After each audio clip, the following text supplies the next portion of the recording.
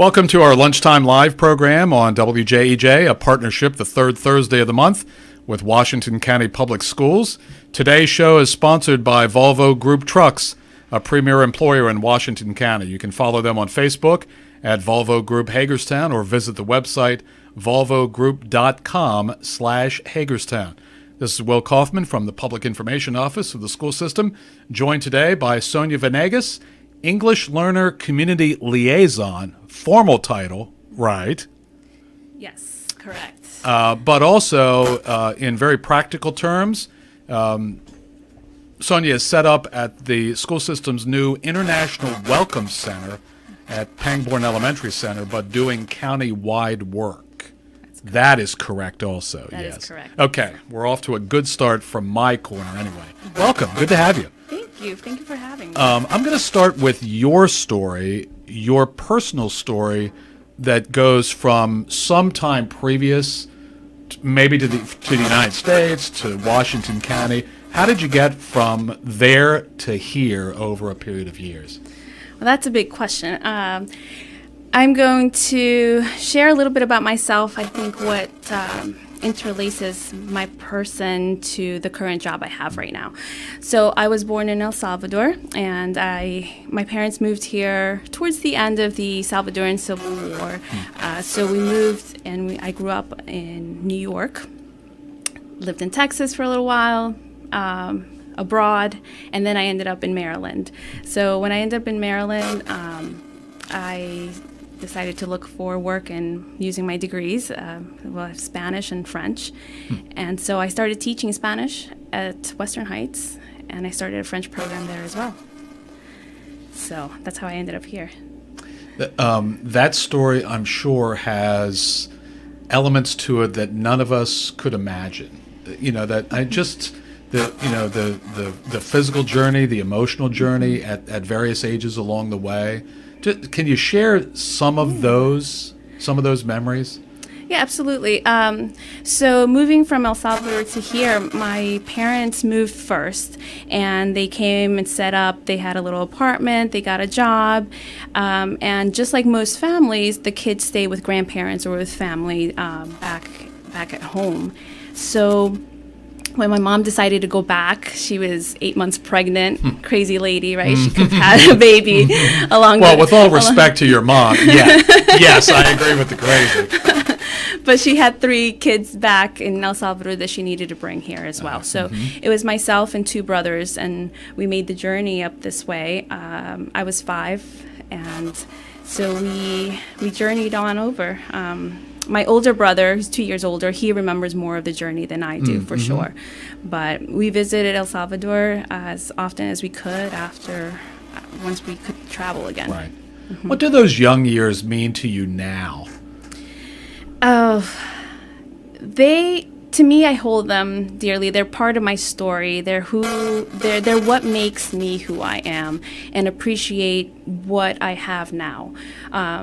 My parents worked so hard to get my family here to the U.S., and I think this is a similar story that I share with the families that I help now, that I work with, that our large majority of our families come from El Salvador, Guatemala, Honduras, and we share a similar story, so I feel that makes me a stronger candidate for this particular job at the International Welcome Center, to be able to share that with them and just be sympathetic to everything that they're going through. What were the circumstances that led you through your teen years to going to college, which I'm guessing in an average El Salvadoran life is maybe not a sure bet?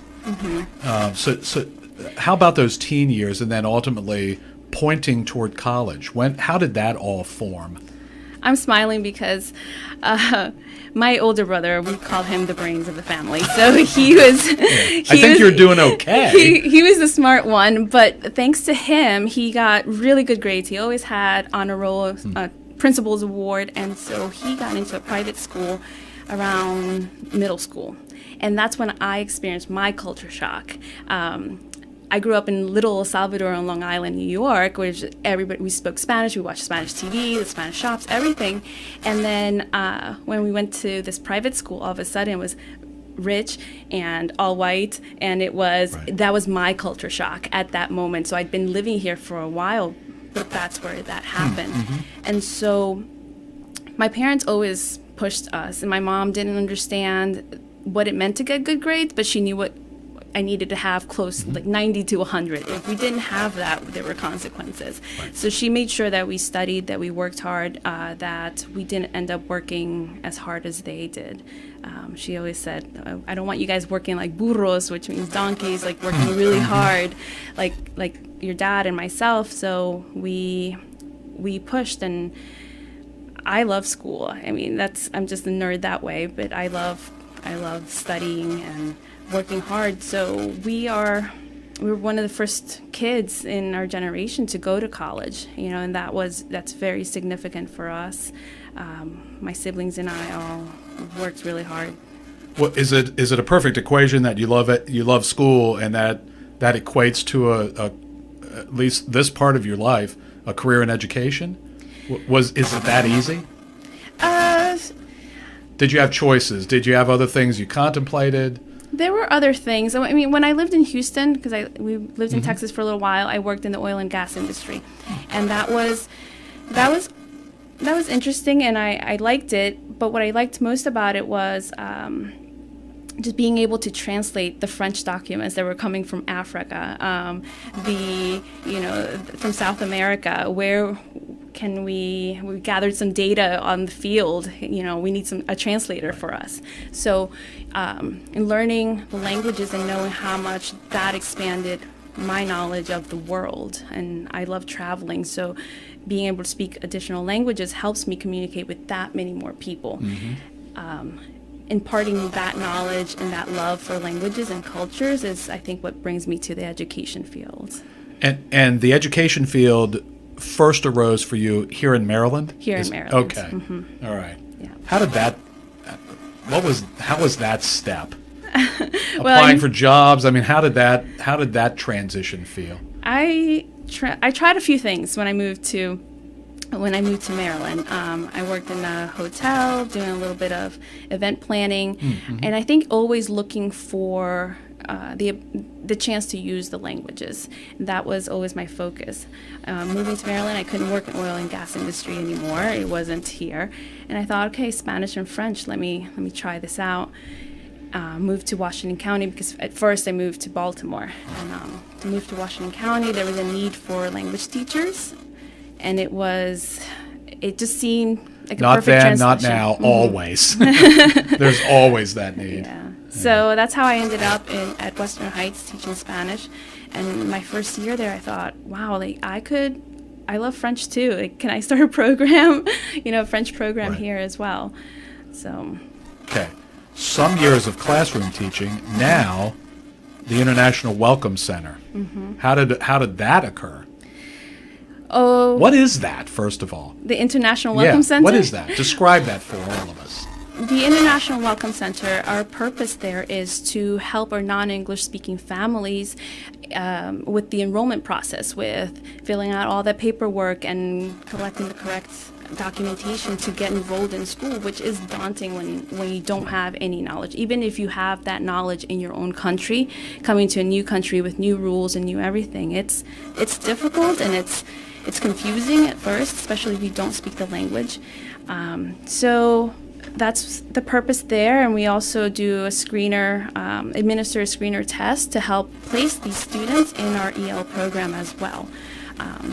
So really the focus, I would say, is to help the families, but also assist the schools in transitioning these families into the schools and giving them that point of contact, communication, being able to talk to the families. Many times I help enroll a family, and the school will say, hey, this came up since, and we've tried this, we've tried that, and the families will, I'll call them and they'll say, oh, okay, it's you. I remember you. Right. Yes, so, and they're comfortable talking to me at that point. Also helping the English language teachers just with the program, and they have less paperwork to do and can focus in the classroom instruction time as well. My guess is there's a level of appreciation by the school staff too.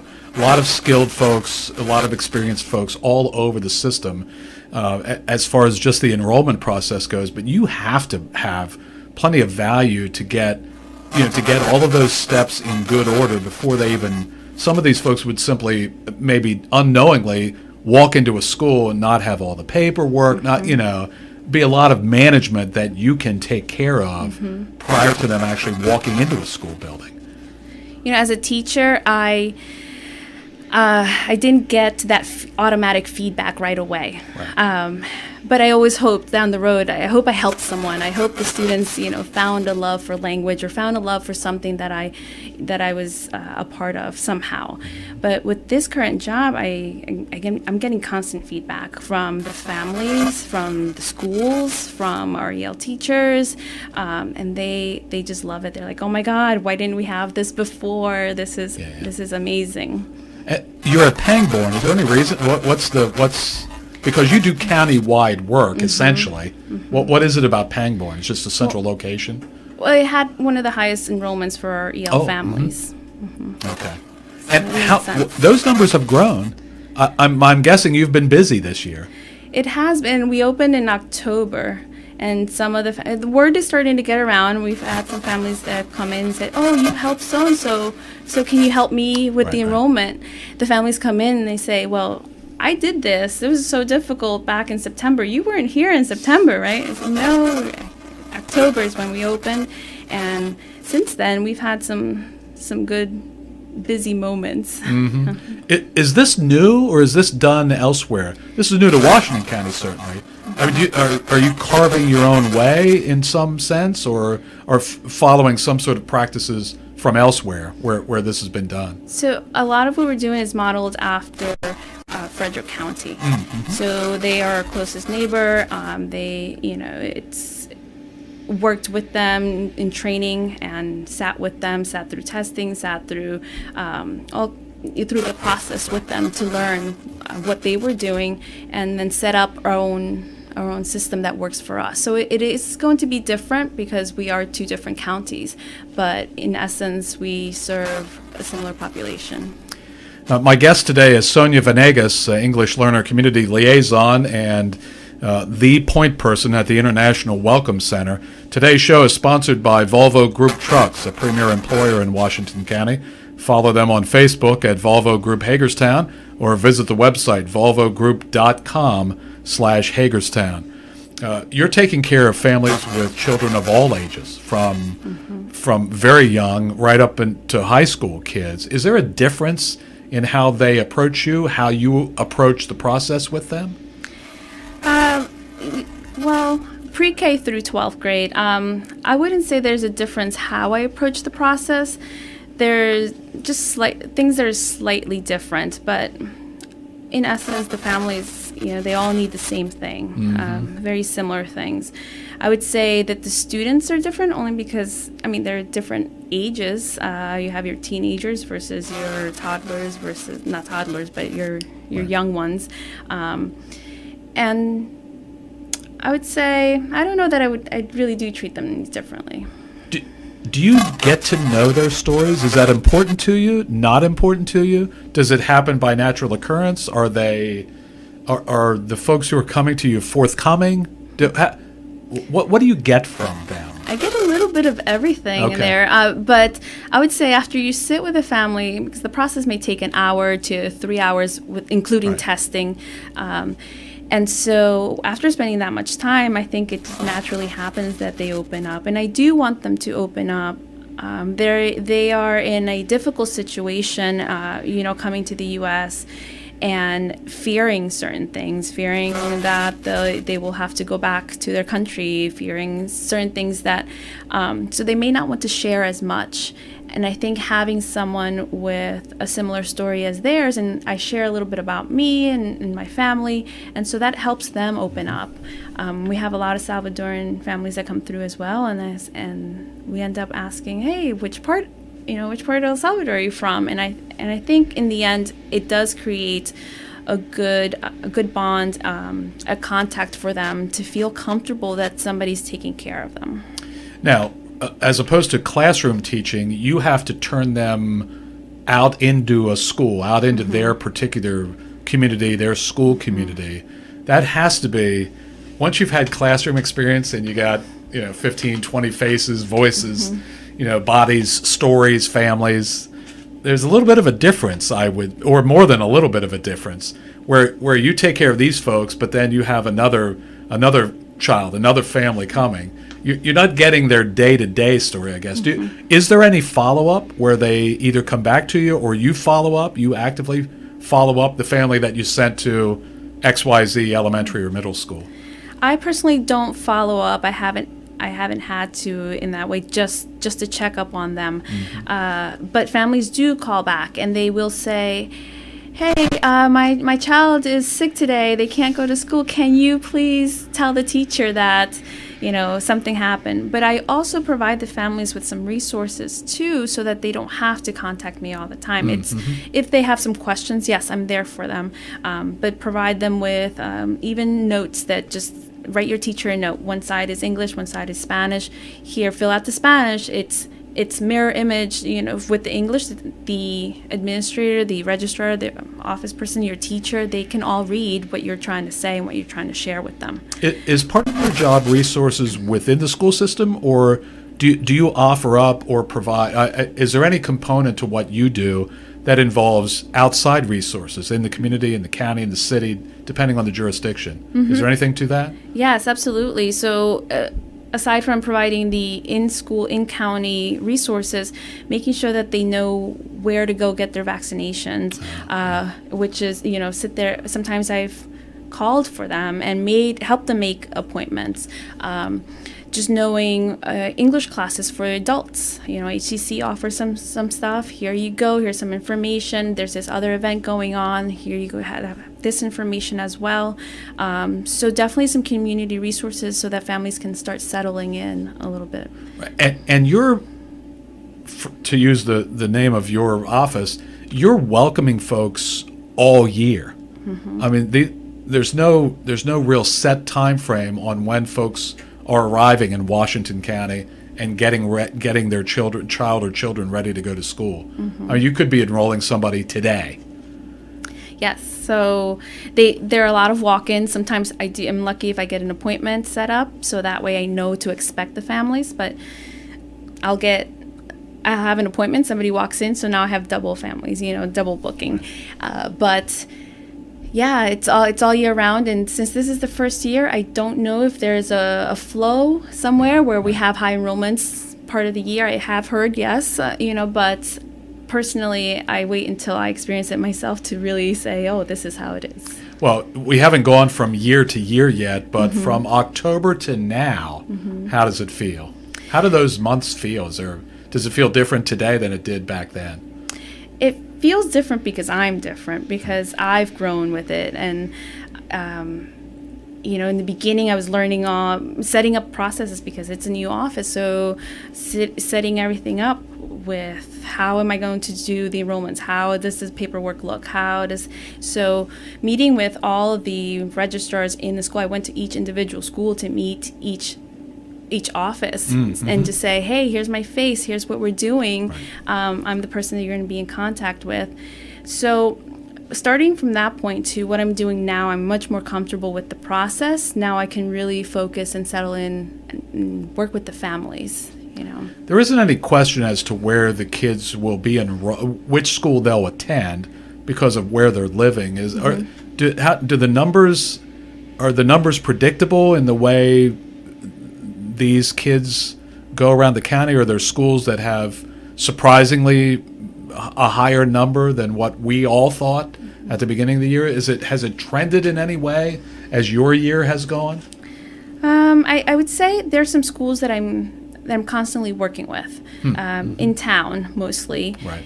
And just as in any location you move to a new place, you look for your people. You look to find a place near other Spanish speakers or near other, Russian speakers or other, depending on who you're. So that's the natural progression of that. I would say because of that, we have several schools that do have higher enrollment than the others. When families approach you, and I'm guessing that's more to the point, even with older, secondary age kids, I'm guessing entire families come to see you. Mm-hmm. Can you sense? That's a chuckle, meaning I'm guessing maybe very large groups of folks in a family come to see you.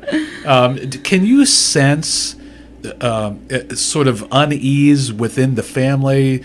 Whether it's distrust, they're just not comfortable. Do you act upon that with the whole group?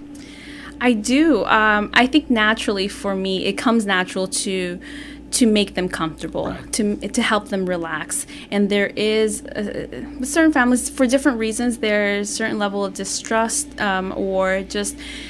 And I don't mean of you. I just think with everything. Everything's new. Everything's right. new. And I think that's maybe a little bit of fear, like where to go, what to do here, how to even get from point A to point B.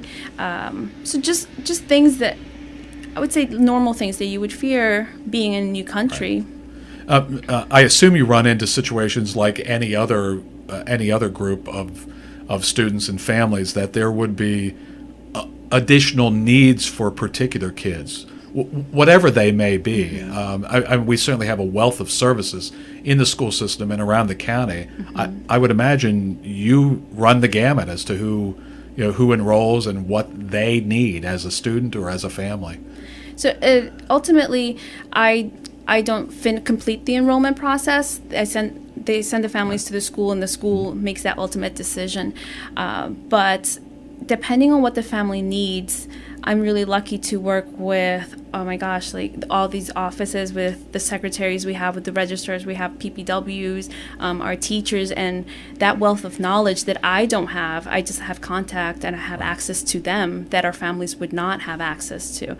So I'm really lucky to work with really strong people here in the county. But those resources, those sort of specialty resources, are being called on, though, by the schools and other specialists in the county, or is that part of what are you doing some of that also? Hey, this family is going to need this, this, and this, in addition to basic enrollment information. Mm-hmm. Are you doing that, or are you just noting that and somebody else is handling the coordination of those resources? Right. The coordination happens at the school, okay, I think, but I do try to collect as much information up front with the family and share that with the school. I'll say, hey, you have a student coming, and this is their story. This is what their chart looks like. This is what they will need, and move forward from there. What's the difference between this and your experiences in the classroom? Well, other than the obvious things. And I guess the obvious things maybe are the most important. Do you miss that? I do miss the classroom. And I'm not setting you off to for a very emotional segment of our show here. She doesn't really like this job. She likes being in the classroom. No, I love the classroom. In the classroom, working with the students. I think sharing my passions too. I get to share that with the students and also encourage the students to follow their dreams and to work with them. Yes, I was teaching Spanish, I was teaching French, but in the end, I'm teaching students that will be adults at some point, and I would like them to have that that courage to follow their own dreams. So I miss that part of it. Working with the families, though, has another really good. I would say my connection with them is that I'm hopefully providing them with what I wish my parents would have had when I was a kid. Enrolling us and reaching out to someone. They have a contact, someone that might be able to help them. I definitely don't have any, all the answers, but I will do my best to guide them in a direction that they need. So both aspects really are touching a really important part of who I am as a person.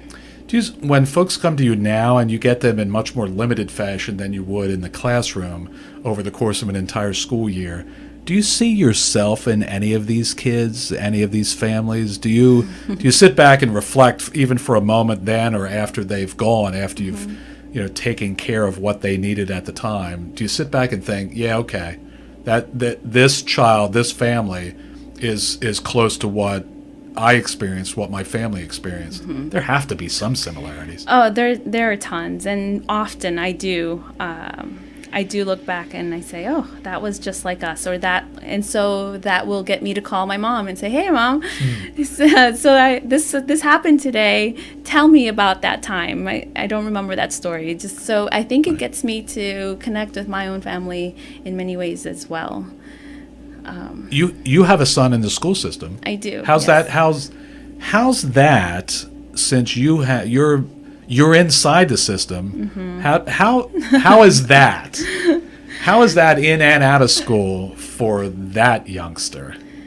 I think it's tough for parents who are teachers as well to fit the role as a parent when they go into parent-teacher meetings and say, okay, I'm a teacher too, but I need to go in there as a parent, Right. So knowing the ins and outs, I think, helps me decide certain things for him, but and he knows he can't get away with a lot because I'm like, I know I'm a teacher, or I've been in the school system, you can't get away with this. Right.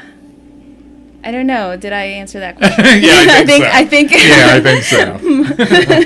If somebody's listening today and either is in a situation where they could use you and your information, your services, your insights, your experiences, or they know of someone, can someone call you directly, or do they have to call Pangborn and they get the call to you? Do you have a direct line? I do have a direct Okay. line, yes. What is your contact information? So my direct line would be 301-766-8288. Okay. And that calls me, leave me a message, and I will, get back to them. It's a message for me, not for the school. Right. Are you typically in the office, or are you out in the field to some degree? Very rarely am I ever out in the Okay. field. I'm in the office because imagine helping out all Sure. of the schools. I couldn't do it Right. unless I were Superwoman, but I'm guessing there are some children and families who consider you to be Superwoman the way you've helped them adjust to the county. Has to be. They have said some things like it, and I'm glad to be able to help. I really am. It fills my heart. So it's not completely selfless because it does fulfill me in some way. Thank you so much for spending time with us. That's a great insight Thank into you it. for I think having me. I think what you do hasn't reached the general community, and it's insightful. It really is for folks to know. Thank you very much. Thank Sonia. you. Sonia Vanegas is English Learner Community Liaison for Washington County Public Schools, and has been the